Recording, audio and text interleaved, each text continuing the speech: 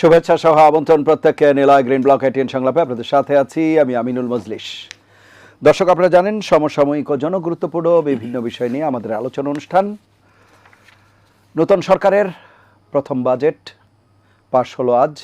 2026-27 অর্থ বছরের বাজেট 9,38,000 কোটি টাকার এই বাজেট বেশ কিছু চ্যালেঞ্জ আছে। এমন এক সময় এই বাজেটটি আসলে পাশ হলো। দেশের অর্থনৈতিক অবস্থা যেমন সংকটাপন্ন রয়েছে নানা কারণে, দেশের অর্থনৈতিক খাত, পাশাপাশি আইনশৃঙ্খলা পরিস্থিতি, দুর্নীতি, নানা বিষয়ে প্রশ্ন রয়েছে, উদ্বেগ উৎকণ্ঠা রয়েছে। এই যে বাজেট, এই বাজেটে সংকল্প আছে, সংকটের সময়ের বাজেটে এই সংকল্পগুলো কিভাবে বাস্তবায়ন করবে সরকার সেটি দেখবার বিষয়। এবং সঙ্গত কারণেই আমাদের আজকের আলোচ্য বিষয় আমরা রেখেছি সংকটের সময়ে সংকটের বাজেটে সংকল্প কতটা। এ বিষয়ে আলাপ করবার জন্য স্টুডিওতে রয়েছেন দুজন সম্মানিত অতিথি। আমাদের সাথে রয়েছেন রাজনৈতিক বিশ্লেষক, কলাম লেখক, সিনিয়র সাংবাদিক জনাব আব্দুল আউয়াল ঠাকুর। রয়েছেন জাতীয়তাবাদী যুবদল কেন্দ্রীয় কমিটির সাবেক সহসভাপতি জনাব মাহবুবুল হাসান পিঙ্কু। এছাড়া অনলাইনে আমাদের সাথে যুক্ত আছেন জাতীয় নাগরিক পার্টি এনসিপির যুগ্ম সদস্য সচিব জনাব জয়নাল আবেদিন শিশির। আপনারা তিনজনকে অনুষ্ঠানে স্বাগত। প্রিয় দর্শক, আপনারা যারা অনুষ্ঠান দেখছেন, আশা করছি পুরো অনুষ্ঠান জুড়েই আপনাদেরকে সাথে পাবো। আপনাদের জ্ঞাতার্থে জানিয়ে রাখি অনুষ্ঠানটি সরাসরি ফেসবুকেও সম্প্রচারিত হচ্ছে। সেক্ষেত্রে facebook.com/ATN বাংলা অনলাইন এই লিঙ্কে ক্লিক করলে আপনারা অনুষ্ঠানটি দেখতে পাবেন। কথা না বাড়িয়ে আমরা চলে যাব মূল আলোচনায়, কিন্তু তার আগে দিনের শিরোনামগুলো দেখে আসব। সংসদে 9,38,000 কোটি টাকার বাজেট পাস, কাল থেকে কার্যকর। রাজস্ব আহরণ কঠিন চ্যালেঞ্জ দেখছে এনবিআর।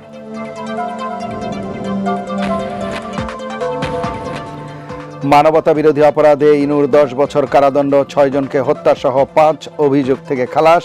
চট্টগ্রামে ওয়াসিম হত্যায় হাসান মাহমুদ সহ 22 জনের বিচার শুরু।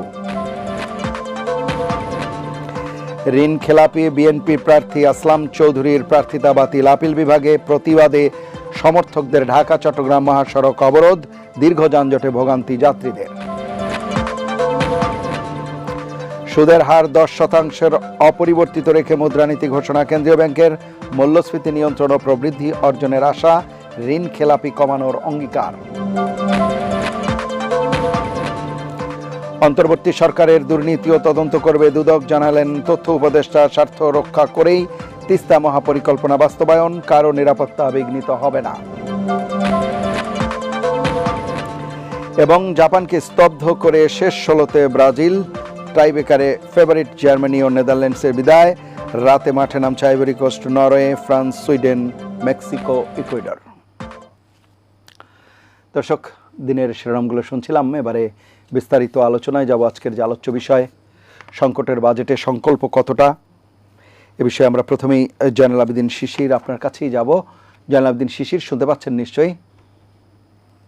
জি, আমি শুনতে পাচ্ছি। আমাকে কি শোনা যাচ্ছে? যে বিষয়টি আমরা আলাপ করছিলাম, আজকে 2026-27 অর্থ বছরের বাজেট পাশ হয়েছে সংসদে।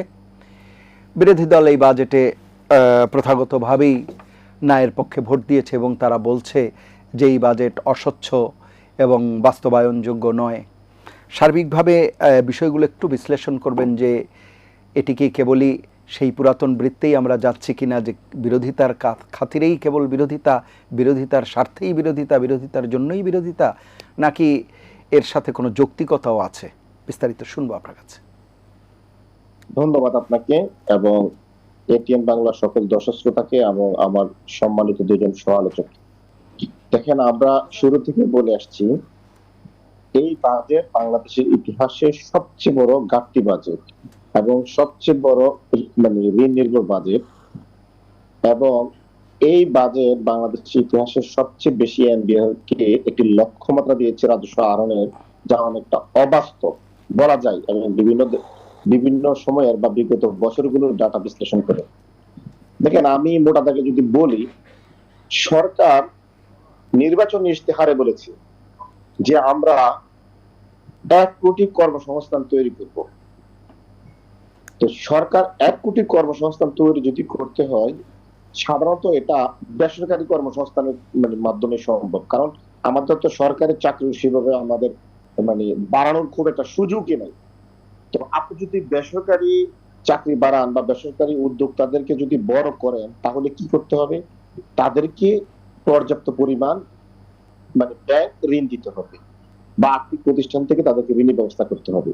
অথচ আমরা দেখছি সরকার যে পরিমাণ ঋণ এই বাজেট থেকে যে লক্ষ্যমাত্রা ধরা হয়েছে, বেসরকারি প্রতিষ্ঠান থেকে নিবে, বাংলাদেশ ব্যাংক থেকে নিবে এবং অন্যান্য আর্থিক প্রতিষ্ঠান থেকে নিবে, তাহলে সরকার যদি ঋণের একটা বড় অংশ সিংহভাগই শুধু সরকার নিজে নিয়ে যায়, তাহলে বেসরকারি যে উদ্যোক্তাগুলো রয়েছে বা মাঝারি এবং ক্ষুদ্র শিল্পগুলো রয়েছে, তারা কিভাবে ব্যাংক থেকে ঋণ নিবে? তারা তো আর ঋণ নিতে পারবে না।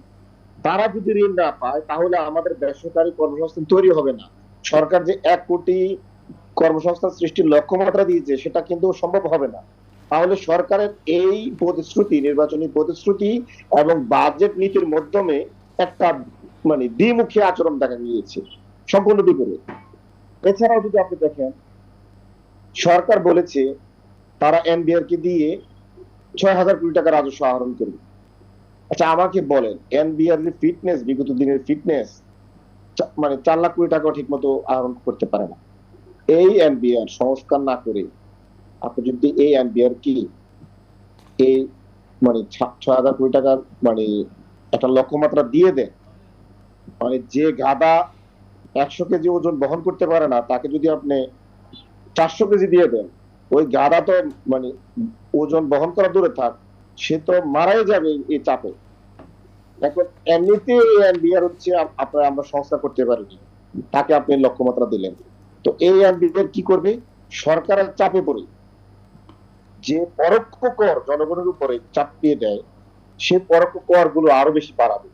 এখন পরোক্ষ কর, এটা তো ধনী এবং গরিব সবাইকে দিতে হয়।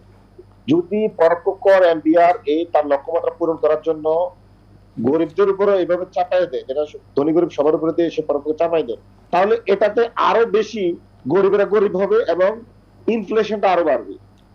এখন আপনি দেখেন, কিছুদিন আগে সরকার কিন্তু অনেকগুলো নোট ছাপিয়েছে, এর মধ্যে ইসলাম ব্যাংক 9,000 কোটি টাকা দিয়েছে, সব মিলে অনেক অনেক ব্যাংকে প্রায় 15,000, 9,000, 10,000 করে এইভাবে দিয়েছে।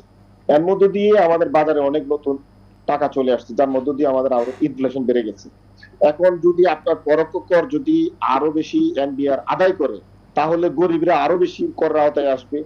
এই যে চতুর্দিক থেকে গরিবদের উপরে এই যে করের বোঝা চাপিয়ে দেয়া এবং বাজারে ইনফ্লেশন বেড়ে যাওয়ার ফলে তাদের ক্রয় ক্ষমতা কমে যাওয়া, এই সবকিছু ঘটছে কিন্তু এই সরকারের এই বাজেট নীতির কারণে।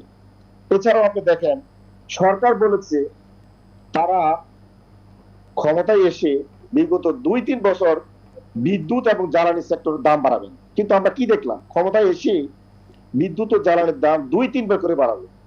এখন বিদ্যুৎ এবং জ্বালানি এটা এত নিত্য প্রয়োজনীয় জিনিস এবং মানুষের জীবন ঘনিষ্ঠ একটা জিনিস, আপনি বিদ্যুতের দাম বাড়ানোর পরে ট্রান্সপোর্ট পরিবহনের খরচ বাড়ে, আপনার কৃষকের যে সেচ দেয় সে এই ডিজেলের দাম বাড়ে, তাহলে কৃষি পণ্যের দাম বাড়ে, খাদ্য পণ্যের দাম বাড়বে। আপনার এছাড়াও গার্মেন্টস শিল্প যেগুলো আমরা উৎপাদন করি বা আমাদের যেগুলো এসএমই সেক্টর রয়েছে, প্রত্যেকটা শিল্পের এবং খাদ্য পণ্যের বা কৃষি সেক্টরের প্রত্যেকটা জিনিসের কিন্তু এই বিদ্যুৎ ও জ্বালানির দাম বাড়ার কারণে উৎপাদন খরচ বেড়ে যাবে এবং এগুলোর দাম বাড়বে। আপনি বিশেষ করে যদি আমি খাদ্য পণ্যটার কথা বলি, এই যদি ধরেন জ্বালানি বৃদ্ধির ফলে যদি খাদ্য পণ্যের দাম বাড়ে, তাহলে কিন্তু কৃষক কিন্তু খাদ্য পণ্য উৎপাদনের দিকে সেভাবে যাবে না। সে যখন দেখবে যে উৎপাদন খরচ বেশি হয়ে গিয়েছে, খাদ্য পণ্য উৎপাদন করে তার লস হচ্ছে বা খুব কম লাভ হচ্ছে, তখন কিন্তু সে খাদ্য পণ্য কম উৎপাদন করবে। এখানে খাদ্য পণ্য যদি কম উৎপাদন করে, তাহলে আমাদের কিন্তু খাদ্য সংকট বা একটা এই যে সংকীর্ণতা তৈরি হবে বা আমাদের লক্ষ্যমাত্রা অনুযায়ী খাদ্য পণ্য উৎপাদন হবে না। এখানেও কিন্তু বাজারে আবার একটা চাপ তৈরি হবে এবং নিম্ন আয়ের স্বল্প আয়ের মানুষের উপরে আবার এই ইনফ্লেশনটা আসবে। এই বিদ্যুৎ ও জ্বালানি সেক্টরের দাম বৃদ্ধির কারণে প্রত্যেকটা পণ্যের, বিশেষ করে খাদ্য পণ্যের পরিবহনের দাম বেড়ে গেল, এই যে এটাও কিন্তু আবার নিম্ন আয়ের মানুষের উপর বেশি পড়বে। তো প্রত্যেকটা জায়গায় সরকার তার প্রতিশ্রুতিগুলো ভঙ্গ করছে। এছাড়াও আপনাকে আমি দেখাই, দেখেন সরকার নির্বাচনী ইশতেহারে বলেছে তারা শিক্ষা খাতে এবং স্বাস্থ্য খাতে জিডিপির 5% ব্যয় করবে। এখন এই সরকার নির্বাচন মানে ইস্তাটা দিয়েছে, এখনো 3 মাস হয়নি। এই 3 মাস পরে তারা এখন শিক্ষা খাত দিল জিডিপির 1%, স্বাস্থ্য খাত দিল মাত্র 2%। তারা কি জানতো না যে এটা বাস্তবায়ন করা সম্ভব না? আপনি শিক্ষা এবং স্বাস্থ্য খাতে যদি আপনি মানে আপনার জিডিপির 5% যদি প্রতিশ্রুতি রক্ষা নাই করেন, তাহলে জনগণকে কেন এই মিথ্যা প্রতিশ্রুতি দিলেন? কেন আজকে জনগণ শিক্ষা এবং স্বাস্থ্যের মতো জনগুরুত্বপূর্ণ জিনিসে তার মানে আপনার প্রতিশ্রুতি অনুযায়ী তারা তার কাঙ্ক্ষিত সেবা পাবে না? এই সবকিছু মিলে আমরা মনে করি সরকার যে বাজেট দিয়েছে এটা আসলে আমাদেরকে মানে সন্তুষ্ট করতে পারে নাই, জনগণকে সন্তুষ্ট করতে পারে নাই।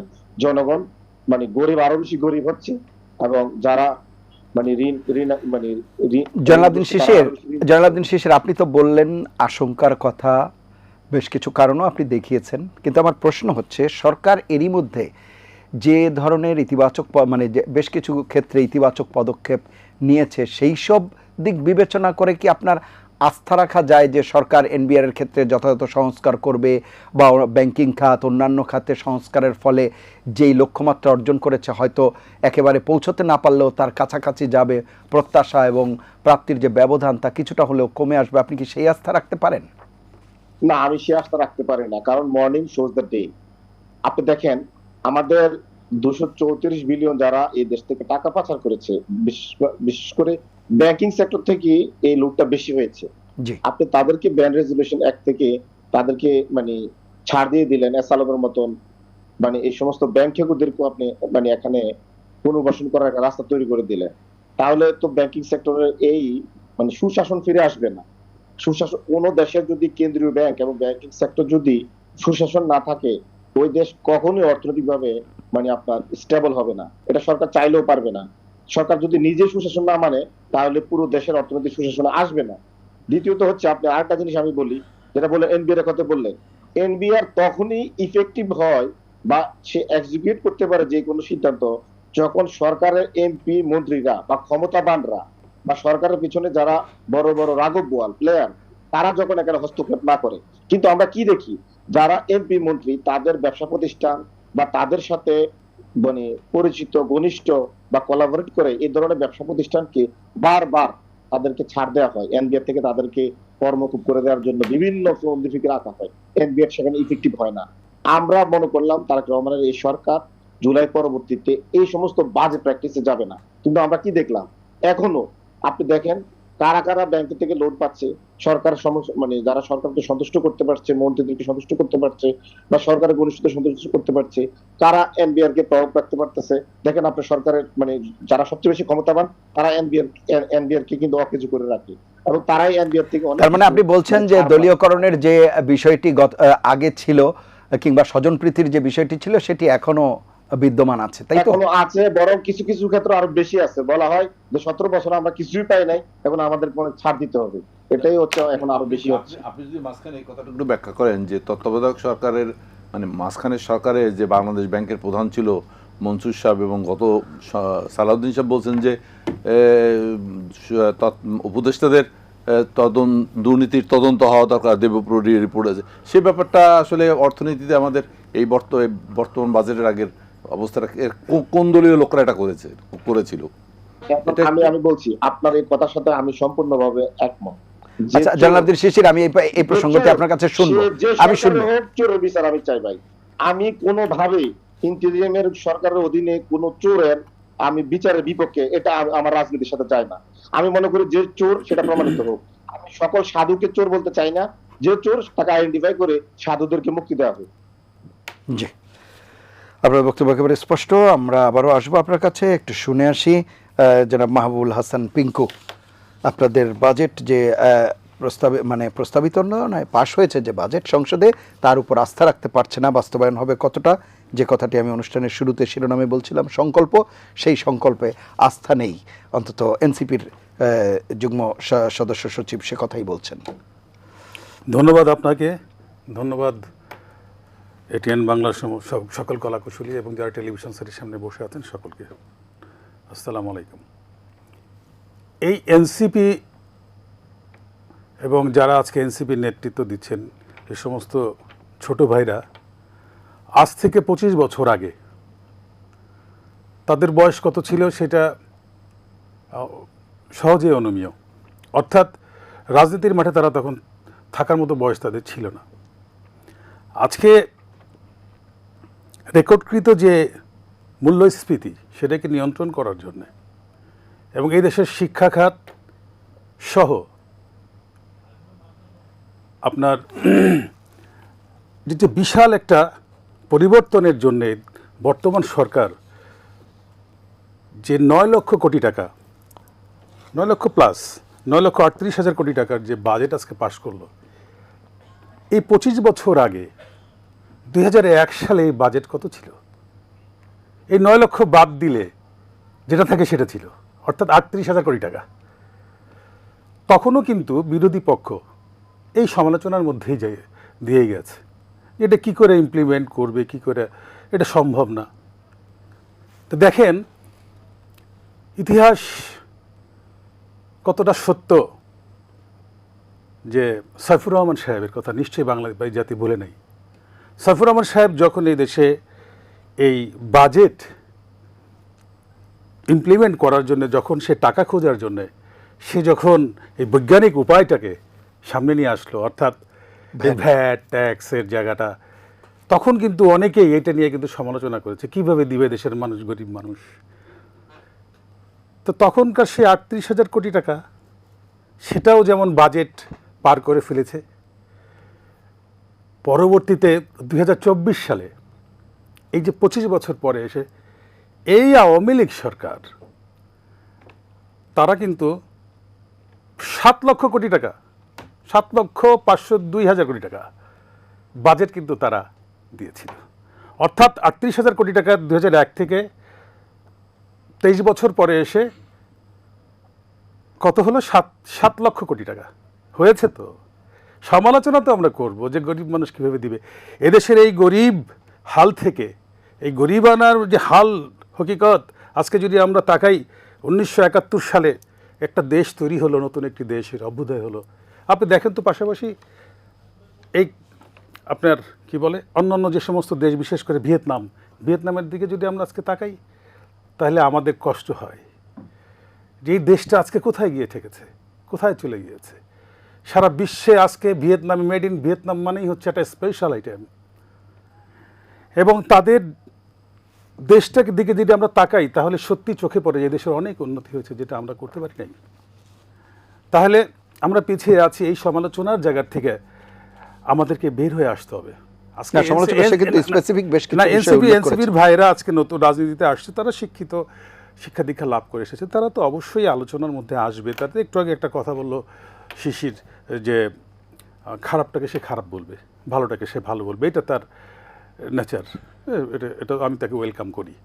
কিন্তু আপনি যখন 38,000 কোটি টাকা পাস করে এসেছেন, 7 লক্ষ কোটি টাকাও অতিক্রম করে এসেছেন, এখন আপনি 9 লক্ষ কোটি টাকা যখন এই সরকার দিয়েছে, তখন কিন্তু তারা বলেছে যে এই যে রেকর্ডকৃত যে মূল্যস্ফীতি, এটাকে নিয়ন্ত্রণ করার জন্যে, স্বাস্থ্য খাতকে আরও এগিয়ে নিয়ে যাওয়ার জন্যে। কারণ আমরা অন্যের উপরে আজকে ভারতে যেতে হয় আমাদের স্বাস্থ্য, আমাদের ভালো চিকিৎসার জন্য। এই চিকিৎসা খাতটাকে যাতে আরও এগিয়ে নেওয়া যায়, আধুনিক করা যায়, সেটার জন্য সেই খাতে তো প্রত্যাশিত বরাদ্দ নেই। সেই বরাদ্দ অবশ্যই সে বরাদ্দ আছে। এবার স্বাস্থ্য খাতে আছে, জলবায়ু খাতে আছে। আপনি দেখছেন যে সারা এই পৃথিবীতে এখন একটি ডিজাস্টারের মুখে দাঁড়িয়েছে, সেটা হচ্ছে ভূমিকম্প। প্রায় প্রতিনিয়তই ভূমিকম্প হচ্ছে। এই যে সম্প্রতি ভেনিজুয়েলায় যে কি এখন পর্যন্ত মানে দে হ্যাভ বিন সাফারিং, মানে তারা মনে করেন যে বাঁচার জন্য তারা ট্রাই করতেছে। কয়েকদিন আগে ফিলিপাইনে হয়েছে, জাপানে হয়েছে, এই যে ভারতে হয়েছে, আফগানিস্তানে হয়েছে, বাংলাদেশে প্রায় হচ্ছে। একটা বড় ধরনের শিশির কিন্তু বলছেন যে দলীয়করণের বিষয়টি রয়েছে, এই 4 মাসেই উনি বলছেন যে বেশ কিছু ইঙ্গিত পাচ্ছেন, সেই বিষয়ে আপনার বক্তব্য? না, ওনারা ইঙ্গিত তো পাবে, ইঙ্গিত পাওয়া তো খুব সহজ। কিন্তু আপনি দেখেন তো দলীয়করণের জায়গায় আজকের একটা ঘটনাই দেখেন। কি ঘটনা? এই যে একটি রায়কে কেন্দ্র করে, একটি আদালতের রায়টাকে অনেকে মানতে পারে নাই। ঢাকা চিটাগাং মহাসড়কটাকে তারা অবরুদ্ধ করেছে। অর্থাৎ তাদের নেতা, আপনার দলের নেতা, আমাদের দলের নেতা, বিএনপির নেতা, যিনি বিপুল ভোট এখান থেকে যা সাংসদ নির্বাচিত হয়েছিলেন, সেই মানুষটাকে আজকে তার প্রার্থিতা বাতিল করেছে সরকার, সরকার না, আদালত। আদালত, বাট বিএনপি কিন্তু সরকারে। তো বিএনপির একজন সাংসদের আজকে তার প্রার্থিতা বাতিল হয়ে গেল, নিশ্চয়ই সেখানে কোনো এক্সট্রাঅর্ডিনারি কোনো হাত কেউ দেয় নাই, অর্থাৎ বিচার বিভাগের স্বাধীনতার জায়গাটা মানে আপনি বলছেন যে দলীয় ব্যাপারটি যেটি নিশ্চয়ই, বলছেন অবশ্যই করলে। সেটি হয়নি এখন। আমরা পিছনে কি দেখে আসলাম, পিছনের যে ফ্যাসিজমের সময় যে 16-17 বছর আমরা তো দেখেছি যে তারা সম্পূর্ণ নিয়ন্ত্রণটা তাদের ছিল, এই আদালতের নিয়ন্ত্রণটা, আইনের নিয়ন্ত্রণটা তাদের হাতে ছিল, যা মনে করেছে তাই হয়েছে। তো বিএনপিকে, জনাব তারেক রহমানের সরকারকে এটা করতে পারতো না তার একজন সাংসদকে বাঁচানোর জন্যে? কই, সেটা তো নিশ্চয়ই করে নাই। করলে তো আর আজকে এই রায়টা হতো না। তাহলে আপনারা মন গড়া কথা বলবেন, এবং এটা শোনার জন্য জাতি প্রস্তুত আছে যে খামাখা কথা এরা বলবে, আমরা শুনবো, কিংবা এক কান্দে শুনবো আর এক কান্দে বের করে দেবো। তবে ওই যে ইমপ্লিমেন্টের যে জায়গাটা, 9 লক্ষ কোটি টাকা, 9 লক্ষ প্লাস 9,38,000 কোটি টাকা, এই টাকাটাকে যদি এখান থেকে যদি উৎপাদন করতে হয়, তাহলে সেই ক্ষেত্রে কিছু নিয়মের ব্যত্যয় তো ঘটবে। আপনার উপরে কর চাপানো হবে, আমার উপরে কর চাপানো হবে, যারা রিক্সা চালায় তাদের উপরে কর চাপানো হবে, সবার উপরে কর চাপানো হবে। কারণ এই দেশটা 50 বছরে অনেক পিছিয়ে গেছে, আমরা অনেকের থেকে অনেক পিছিয়ে আছি, আমাদেরকে এগিয়ে যেতে হবে। আমরা এতই যদি সুখের সাগরে বাঁচতে থাকি এবং আমরা যদি পশ্চাৎপদ হতে থাকি, তাতে তো কোনো লাভ হলো না। তো আমরা নতুন চাচ্ছি যে নতুন একটা কিছু আমরা চাই, পিছনে যাই হয়েছে, এখন বর্তমান সরকার ভালো কিছু করুক। ভালো কিছু করতে গেলে তো আপনাকে এই লাইনে যেতে হবে। তো আপনাকে এখন দেখেন যে তারেক রহমানের সরকার, সবাই মিলেই দেশটাকে গড়তে হবে। সবাই মিলে দেশটাকে গড়তে হবে। বিএনপি সরকার কোনো রকম অনিয়ম করে কিনা, আপনি সেটার দিকে আপনি অফ দ্য রেকর্ড নিয়ে আসেন, যে প্রমাণ নিয়ে আসেন যে এই যে বিএনপি সরকার এই অন্যায়টা করেছে, তাদের নেতাকর্মীকে নিয়ে যে পাগল বানিয়ে ফেললো নির্বাচনের আগে এই জামাত ইসলাম, এনসিপি মিলে। বিএনপি নাকি একেবারে কি চাঁদাবাজের দল। বিএনপি তো এখন সরকারে, এখন আপনি বলেন, স্পেসিফিকলি বলেন তো কি হচ্ছে দেশে। আচ্ছা, this is the symptom. So morning shows the days, আপনি যেটা বলেছেন এটা সহজেই বলা যায়, কারণ এটা সুন্দর একটা শব্দ। কিন্তু মর্নিং যে শোয়িং দ্য ডেজ, আপনাকে বুঝতে হবে this showing is nicely showing. আচ্ছা, Tarique Rahman is that sun who is showing in the sky. So please wait and see my brother, it should be good. আচ্ছা, আমরা আসবো আবারও এই আলোচনায়। একটা নিয়মমাফিক বিরতি নিয়ে এসে আমরা এই আলোচনায় ফিরবো। প্রিয় দর্শক, নিলয় গ্রিন ব্লক এটিএন সংলাপে পর্যায়ে নিচ্ছি বিরতি, থাকুন আমাদের সঙ্গেই।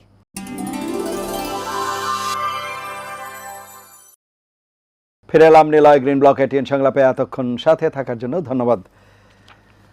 জনাব আব্দুল আউয়াল ঠাকুর, শুনছিলেন আপনি, বাজেট নিয়ে কথা হচ্ছিল এবং উভয় আলোচকই বলছিলেন মর্নিং শোজ দ্য ডে। তো সেই সরকারের সকালটা কেমন দেখছেন সেটিও একটু বলবেন। দিনে দিনে বহু বাড়িয়েছে দেনা, সুদিতে হইবে ঋণ। আমি যদি সেখান থেকে শুরু করি, তাহলে এই সরকার শুরু করেছে আজকে, কিন্তু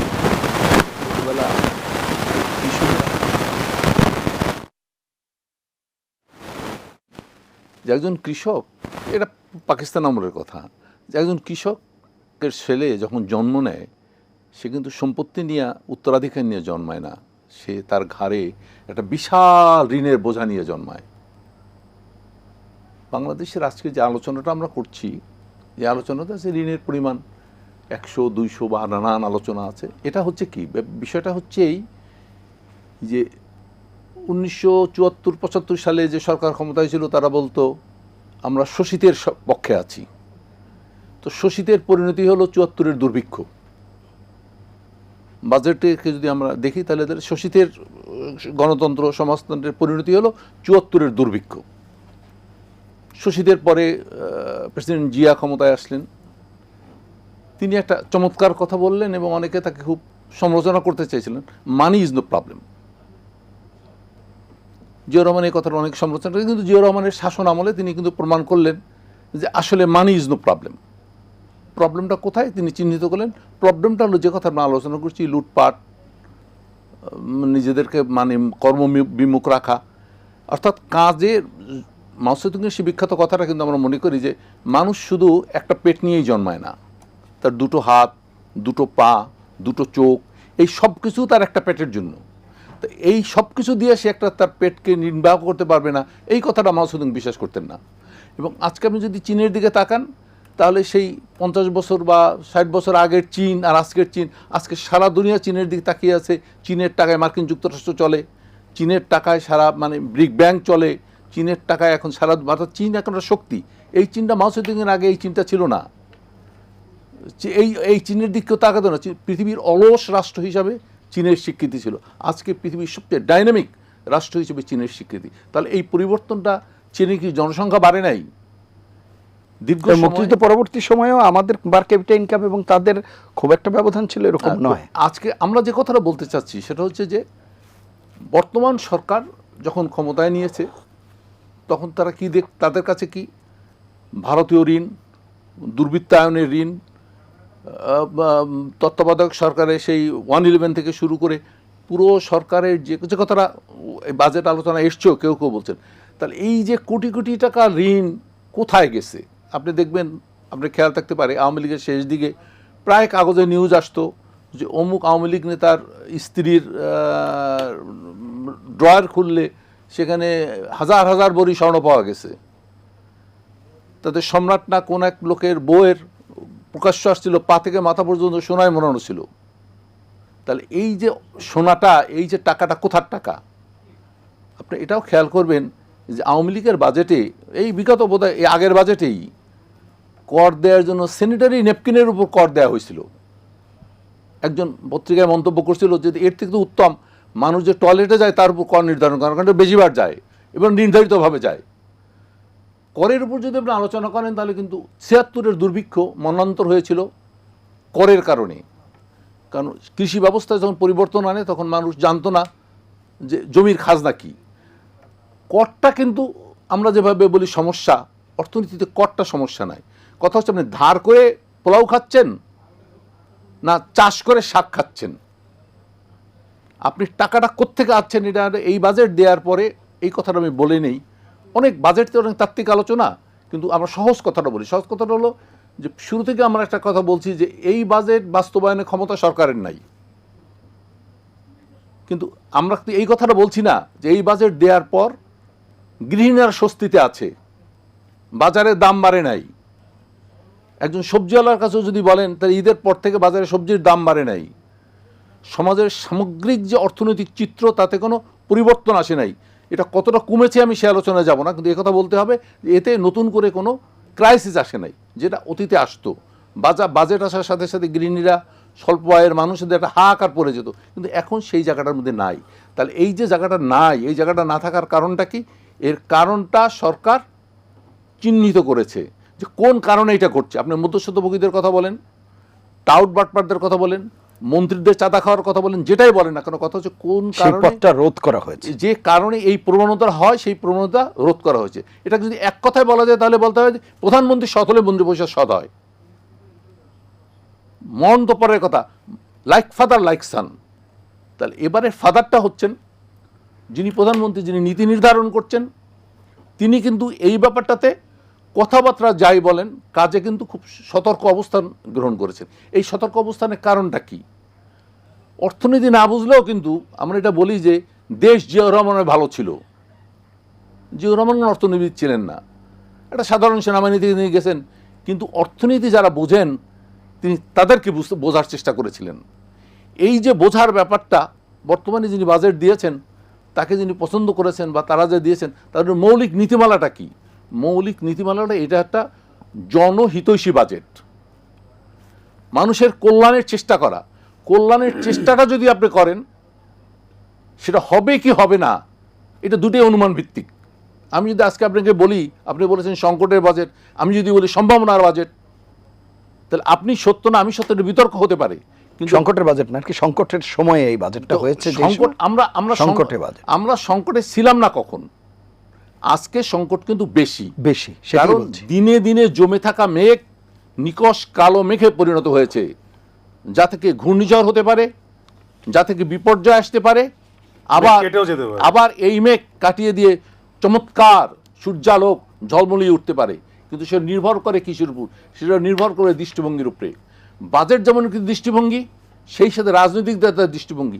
রাজনীতিবিদরা যদি মনে করেন যে সরকার বাজেট দিছে শুধু সরকারের একার মাথা ব্যথা, আমার দায়িত্ব হচ্ছে হটানো, তাহলে সেইখানে যে প্রবলেমটা হবে সেটা মোকাবেলা করতে গিয়ে সরকারকে সংকটে পড়তে হবে। কেন? আপনাকে কিন্তু এই কথার বিবেচনা করতে হবে, আপনি যখন বাজেট নিয়ে ভাবছেন তখন কিন্তু আপনি সীমান্তের অবস্থা ভালো না, ভারত দাবি করছে বাংলাদেশ তার অঙ্গ।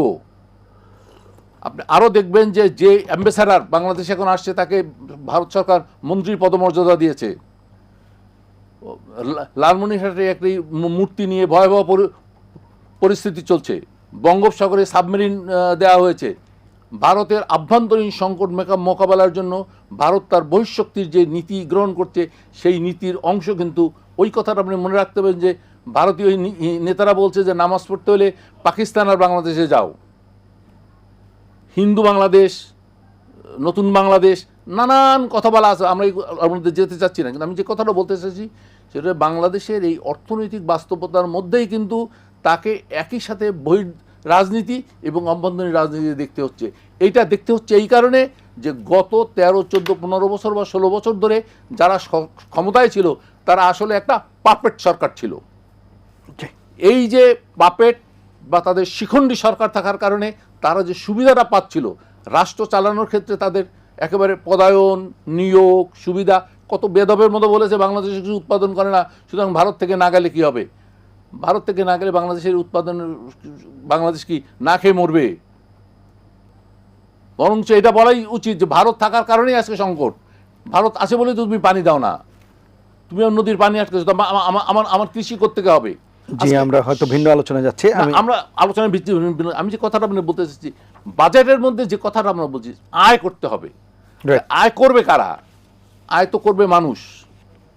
মানুষকে আয়ের মধ্যে নিয়ে যাওয়া। এই বাজেটের মধ্যে সবচেয়ে যে কথার আলোচনা উঠেছে আমি সেটাকে সেখানেই যেতে চাই, যে মানুষকে দুটি হাতকে কর্মচঞ্চল করা এবং যারা এই হাতের মধ্যে থাকবেন তাদেরকে দুর্নীতিমুক্ত থাকা। তাহলে দুর্নীতিমুক্ত থাকলে আমি যদি নিজে করাপশন ফ্রি থাকি তাহলে করাপশনের টাকাটা জনগণের কাছে আসে। যেমন এই যে আজকে আমরা দেখছিলাম যে প্রধানমন্ত্রী বাজেট উত্তর খাওয়া বন্ধ করছেন, নৈশভোজ বন্ধ, 50 লাখ টাকা সেখানে নাকি সেভ হয়েছে। আমার তো অবাক লাগছে যে এই 50 লাখ টাকার শুধু একটা খাওয়ায় লাগে, তাহলে আমাদের অপচয়ের খাত কত?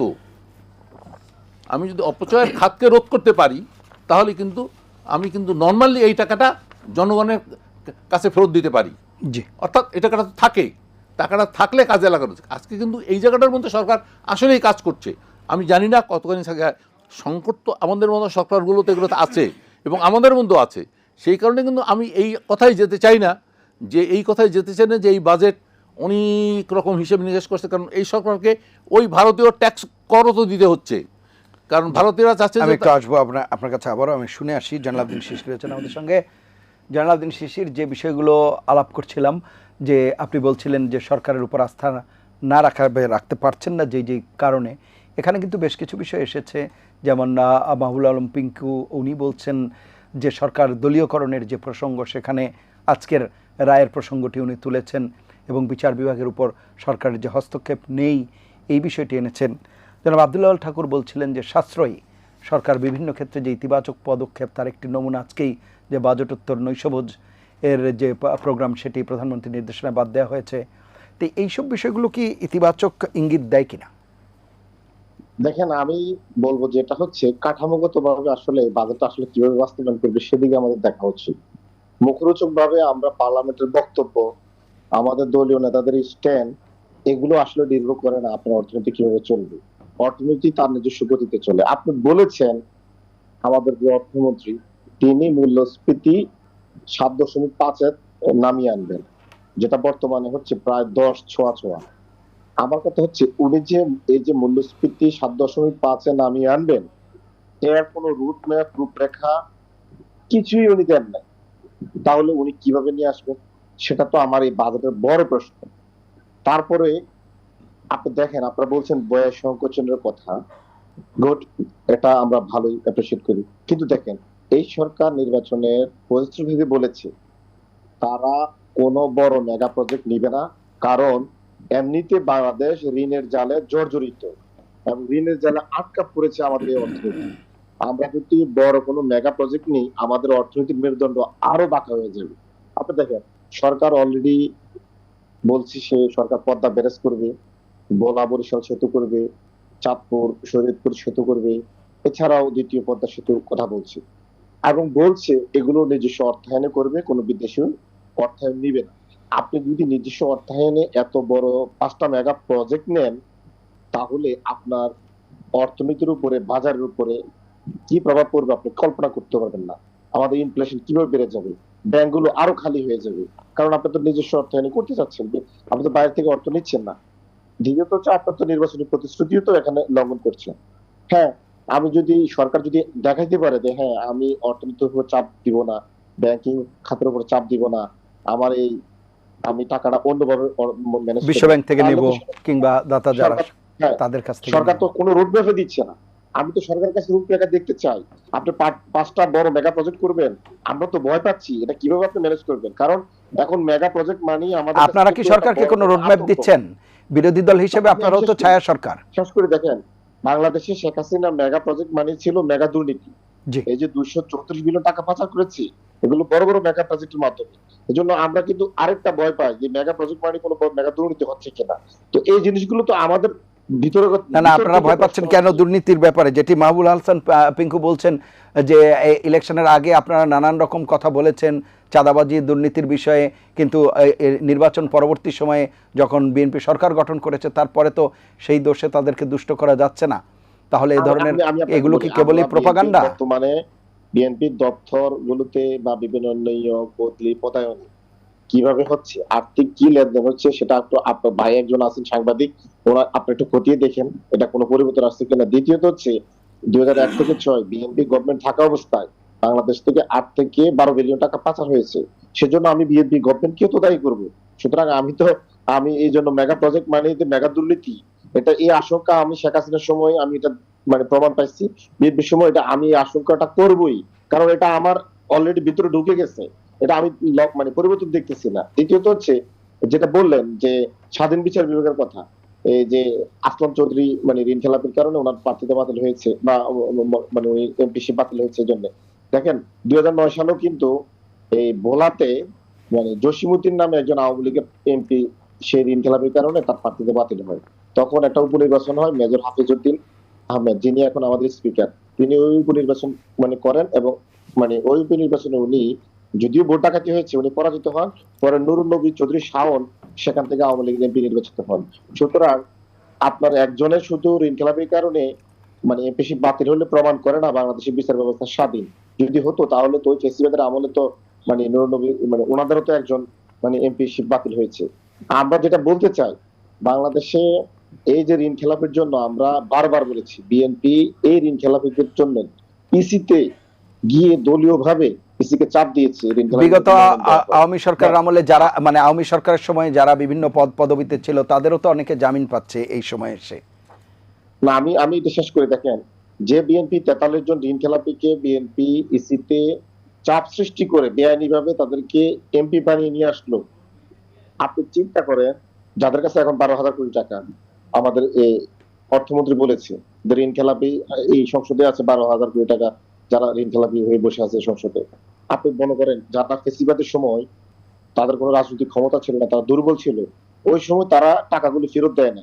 এখন তারা এমপি, তাদের দল ক্ষমতায়, তারা কি আপনি মনে করেন এই সমস্ত বাজে স্বভাবের লোকেরা এখন টাকাটা ফেরত দিবে? তখন হয়তো তাদের ব্যবসা এরকম ছিল না, তারা উইলফুল ডিফল্টার না, কিন্তু এখন তাদের ব্যবসা আছে। ইসিতে বলে আসছে, তারা ইসিতে বলেছে তারা টাকাটা রিশিডিউল করছে যে 3 মাসের মধ্যে দিবি। এখন তো 4 মাস তো হয়ে গেছে। এই ঋণ খেলাপির কে টাকাটা ফেরত দিচ্ছে? 12,000 কোটি টাকা, কয় হাজার কোটি টাকা তারা ব্যাংকে ফেরত দিচ্ছে, দেয় নাই। তার মানে কি প্রমাণিত হলো তারা টাকাটা দিচ্ছে না, কোনো না কোনো ভাবে তারা পার পেয়ে যাচ্ছে। তো আমরা ওই যে স্বাধীন বিচার বিভাগ বলেন, আমরা এটা আসলে বিশ্বাস করতে পারি না, কারণ আমরা তো আসলে প্র্যাকটিক্যালি দেখছি না এটা স্বাধীন বিচার বিভাগ। বিচার বিভাগ কিভাবে তাদেরকে 143 জনকে বা এই ঋণ খেলাপিদেরকে মানে রিশিডিউল করার কারণে তাদেরকে বিশ্বাস করলো? বিচার বিভাগ কি একবারও কি অবিশ্বাস তৈরি হলো না? বিগত 17 বছরে কিভাবে ঋণ খেলাপিরা তাদের ব্যাপারে তো কোর্টে কেউ প্রশ্ন তুলে। এখানে একটা পর্যবেক্ষণ তো থাকা উচিত ছিল, যে বিচার বিভাগের পর্যবেক্ষণটা থাকা উচিত ছিল না? অবশ্য বিচার বিভাগের কাছে তো যথেষ্ট পরিমাণে এখানে প্রমাণে আছে কিভাবে তারা ঋণ খেলাপিরা বাংলাদেশ ধ্বংস করে ফেলছে এবং আমাদের গরিব মানুষের আমানত গুলোকে তারা কিভাবে লুণ্ঠন করছে।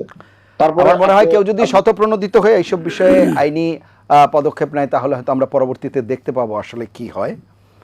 আমরা একটা বিরতি নিতে হবে, বিরতির পর এসে আমরা আবার এই আলোচনায় যুক্ত হচ্ছি। প্রিয় দর্শক, নিলয় গ্রিন ব্লক এটিএন সংলাপে এ পর্যায়ে নিচ্ছি বিরতি, থাকুন আমাদের সঙ্গে।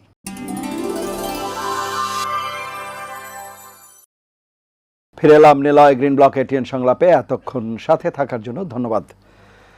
জনাব মাহবুবুল হাসান পিঙ্কু, যে বিষয়গুলো আলাপ হচ্ছিল সেগুলো নিয়ে বলবেন, পাশাপাশি একটি বিষয়ে উনি বলেছেন যে এই বাজেট বাস্তবায়নের ক্ষেত্রে যেমন একটি রূপরেখা চাচ্ছেন, সেটি একটি বিষয়।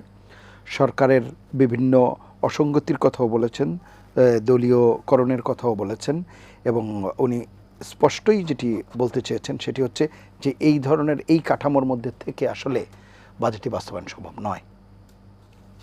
শিশির যেটা বলেছে সেটা একটু পিছনের দিকে যদি আমরা যাই, আওয়ামী লীগের 17 বছর, ফ্যাসিস্ট যে 17 বছর পার করে দিয়েছে আমাদের, সেই 17 বছর যে মেগা প্রকল্পগুলি, তার মধ্যে লুটপাটের প্রকল্পটাই বড় বলছে না, এরকম সেটা তো ঠিক আছে, এটা বড় তো ছিল। আপনারাও সেই পথেই হাঁটছেন।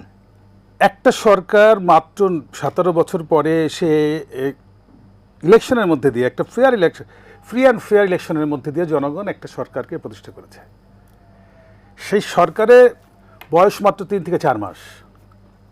একটা বাজেট, যেটা বড় ভাই বলল, একটা বিধ্বস্ত অর্থনীতির উপরে দাঁড়িয়ে একটি সরকার গঠন করেছে তারেক রহমান, বিএনপি। এই বিধ্বস্ত অর্থনীতিটাকে নতুন করে এটাকে তৈরি করে আবার সামনেকে বিল্ড আপ করে নিয়ে আসা, এটা তো বিশাল কঠিন ব্যাপার। সেই ক্ষেত্রে যে চ্যালেঞ্জ বিএনপি নিয়েছে সেটা তো একটু সময় লাগবে, একটু দেখতে হবে। তো সমালোচনাই শুরু করলাম। একটা সরকার 17 বছরে ফ্যাসিজমের এই বিধ্বস্ত অর্থনীতি, ফেলে যাওয়া বিধ্বস্ত অর্থনীতিকে নিয়ে যখন একটি সুন্দর একটি বাজেট প্রণয়ন করেছে, যেখানে শিক্ষা খাতে সবচেয়ে বেশি বরাদ্দ দেওয়া হয়েছে, যেখানে স্বাস্থ্য খাতে সবচেয়ে বেশি বরাদ্দ দেওয়া হয়েছে, যে একটা মৌলিক বিষয় অবকাঠামোগুলিকে বিল্ড আপ করার জন্য, নতুন করে তৈরি করার জন্য যে একটা শুরু করতে চাচ্ছে, সেটাতে সময় দিতে হবে। তো সমালোচনা করেন, আপনারা কারা সমালোচনা করছেন? আপনাদের পিছনে আপনারা ছিলেন না ইন্টারিম গভর্নমেন্টের? তো আপনারা তো ছিলেন, কি বলে, তাদের সাথে তো আপনারা ছিলেন। এনসিপি নেতারা তো তাদের ইন্টারিম গভর্নমেন্টের, ডক্টর ইউনূস সাহেবের গভর্নমেন্টের সাথে ছিল, তো ইন্টারিম গভর্নমেন্টের অংশ ছিল তারা। এবং কারো কারো নিয়ে তো অনেক কথা আছে যে তারা লুটপাট করেছে, এবং হিউজ টাকা পয়সার কথা বলা হচ্ছে লুটপাট করেছে। তাহলে অতএব কথাবার্তা বলার আগে ওই এক বছর আপনারা লুটপাট করেছেন, ওই একটা বছর বিএনপিকে আমরা দেখি না। তারপরে আজকের বাজেট কোথায় নিয়ে দাঁড়ায়, বাজেট ইমপ্লিমেন্ট হয় কিনা, বাজেট নিয়ে তারা আগাইতে পারে কিনা, দেশকে একটা ভালো জায়গার মধ্যে নিতে পারে কিনা, সময়টা দেন। শুধু সমালোচনা করবেন, সমালোচনা করার থেকে নিজের চেহারাটা তন্ত্র খায়নার মধ্যে দেখবেন যে আপনারা তো ছিলেন 2 দিন আগে তো পাওয়ারে, in power. You are in power with doctor Yunus, the interim government. So আপনি হোয়াট ইউ হ্যাভ ডান, আপনি জানেন না? আপনি please look at your face in the mirror. তা আপনি তারেক রহমানের সমালোচনা করতেছেন। তারেক রহমান সে তো মাত্র 3 মাস। তো প্লিজ ইউ ওয়েট আনটিল 1 ইয়ার। সেই যে এক বছর আপনারা পার করেছেন পিছনে এনসিপি ক্ষমতায় থেকে, সেই 1 বছর বিএনপিকে দেন। তারপরে আসেন আমরা আলোচনা করি, সমালোচনা করি যে আজকের এই বাজেট কোথায় গিয়ে দাঁড়ায়, পারে কিনা, আদৌ বিএনপি পারবে কিনা। ওই যে একটু আগে যেটা বলছিলাম আমি, সে কথাটা তো শেষ করতে দেন নাই। জি, আপনি দেখেন যে একটা আর্থকুয়েক, যদি একটা ভূমিকম্প, বড় ভূমিকম্প আল্লাহ না করুক যদি হয়ে যায়, আপনার Venezuela beside of United states, অর্থাৎ একটা পৃথিবীর সবচেয়ে বড় অর্থনীতির দেশের পাশে একটা দেশ, মানে তারাও কম না, আমাদের থেকে তো ভালো। তাদের যে অবকাঠামো সেগুলি তো আমাদের থেকে তো ভালোভাবেই নির্মাণ হয়েছিল, সেগুলিকে আছে সমস্ত ধুলার সাথে মিশে গেছে।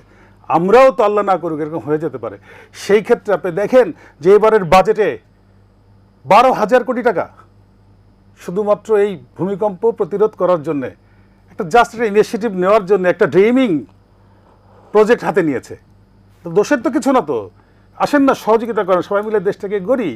আজকে যদি এরকম একটা যদি অঘটন ঘটে যায়, এরকম একটা ডিজাস্টারের মুখোমুখি যদি আমরা হয়ে যাই, সেই সময় আমরা সকলে মিলে যে আমরা যে চেষ্টা করব আমাদেরকে বাঁচানোর জন্য, তখনও তো আমাদের কিছু হেল্প লাগবে। সেই হেল্পটার মধ্যে ইকুইপমেন্টস লাগবে, এটা লাগবে, ওইটা লাগবে, একটা বিশাল একটা জনগোষ্ঠী লাগবে যারা হেল্প করবে। সব মিলে একটা এফোর্ট দিতে হবে, সেই এফোর্টটার জায়গাটা তো তৈরি করতে হবে। তো হেল্পিং হ্যান্ডসগুলি তো আমাদের থাকতে হবে। তো সেটার জন্য যে আজকে 12,000 কোটি টাকা দিয়েছে, এটা আপনাকে dreaming project, but we should have to go together, otherwise it's can't. তো আপনাকে এইভাবে আলোচনার মধ্যে আসতে হবে। আপনারা শুধুমাত্র সমালোচনার জায়গায় যাবেন, হ্যাঁ সমালোচনা করেন, 1 বছর পরে করেন প্লিজ।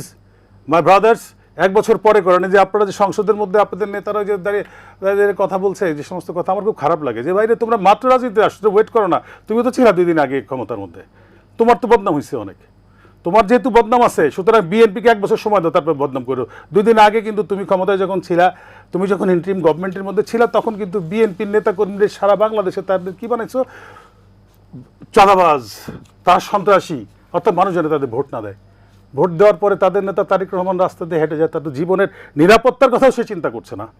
সে চিন্তা করছে যে এই রাস্তার মধ্যে মানুষ যেন বেকায়দায় না পড়ে, আমি যদি রাস্তা আটকে গাড়ি প্রধানমন্ত্রী হিসেবে গাড়ি চালাই। জি, তো এই যে পজিটিভ দিকগুলি, এগুলি তো মানুষ গ্রহণ করেছে, মানুষ তো তাকে দেখতে চাচ্ছে, বা পিছন থেকে ডিস্টার্ব না করে please look at in your front.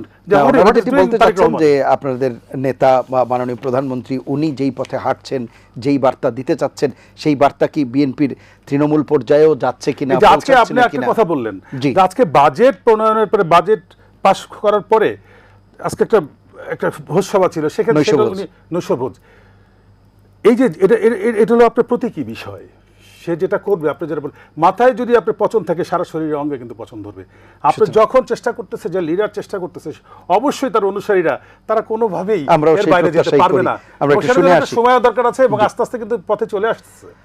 জনাব আব্দুল্লাহ আল ঠাকুর, যে কথাটি মাহবুবুল হাসান পিঙ্কু বলছিলেন, যে প্রকৃতির যে দুর্যোগের কথা বলি, প্রাকৃতিক দুর্যোগ, সেগুলোর কথা উনি বলছিলেন যে সেটি হতে পারে, কিন্তু আমরা তো এও বুঝতে পারছি যে মনুষ্য সৃষ্টিও তো নানা দুর্যোগ চলে আসতে পারে। সেই সব বিষয়গুলো দেশের ভেতরে এবং বাইরে নানা রকম ষড়যন্ত্র, যেটি আপনি বলছিলেন, সেগুলো থাকতে পারে। সেই সব বাস্তবতায় দাঁড়িয়ে সরকার এবং বিরোধী দলের জাতীয় স্বার্থগুলোতে কিভাবে এক কাতারে দাঁড়াতে পারে, তাদের ভিতর যদি এই বিভেদগুলো থাকে, তাহলে তো বহিঃশক্তি বলি আর অভ্যন্তরের ষড়যন্ত্রকারী বলি, তাদের সুযোগটা বাড়ে। আপনার কাছে কি মনে হয়? ঠিক এই মুহূর্তে যখন আপনি আলোচনা শুরু করছেন, তখন ঘড়িতে 12টা উত্তীর্ণ হয়ে গেছে। সুতরাং আমি সেই 24-এর 1 জুলাইয়ের আন্দোলন শুরুকারী সমস্ত নেতা কর্মীদের প্রতি গভীর শ্রদ্ধা এবং আমার গভীর অনুভূতি প্রকাশ করে কথাটা শুরু করতে চাই। যেহেতু আপনি শত্রুর প্রসঙ্গটা উঠে তুলেছেন, আমরা কিন্তু আসলে একটা কথা ভুলে যাই, যে সরকারের বাজেটটা বা সরকারটা একটা নির্বাচনের মাধ্যমে আসছে, কিন্তু এটা একটা সাধারণ এবং স্বাভাবিক নির্বাচনের প্রক্রিয়ার মধ্য দিয়ে এই সরকার তৈরি হয় নাই। যারা ক্ষমতায় আছেন এবং যারা বিরোধী দলে আছেন, দুপক্ষই কিন্তু এসছেন একটা ফেসিবাদ বিরোধী আন্দোলনের মধ্য দিয়ে, এবং ফেসিবাদকে হটিয়ে, তাহলে ঐক্যের একটা মূল বিষয় হচ্ছে ফেসিবাদ রোখো। ফেসিবাদকে যদি রুখতে হয়, তাহলে সেই রোখাটা কিন্তু মুখের কথা নয়। ফেসিবাদ রুখতে হলে তাকে যেমন আভ্যন্তরীণভাবে রুখতে হবে, বাইরে, এবং ফেসিবাদ কোথায় আছে? ফেসিবাদের নেতা ভারতে অবস্থান করছে, সীমান্তে কোলাহল চলছে। তাহলে ফেসিবাদের আক্রমণের দিকটা হচ্ছে সীমান্ত, অভ্যন্তরে হচ্ছে তার সিমটম। এখন এই অভ্যন্তরের সিমটমকে আপনি আজকে যে কথাটা আমরা আলোচনা করছি, একটা কথা এখানে বলি, আমরা বলছি মেগা প্রজেক্ট।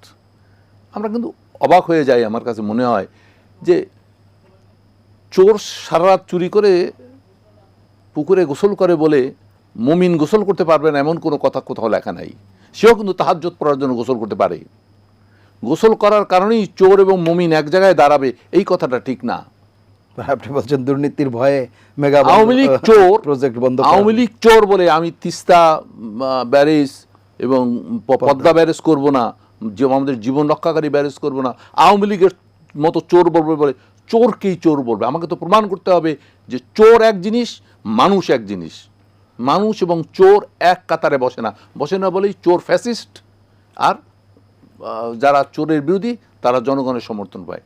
প্রশ্নটা হচ্ছে এখানে আমাদের জাতীয় বাঁচা মরার প্রশ্ন, কিন্তু যে প্রশ্নটি করছে ঐক্য করতে হবে কোথায়?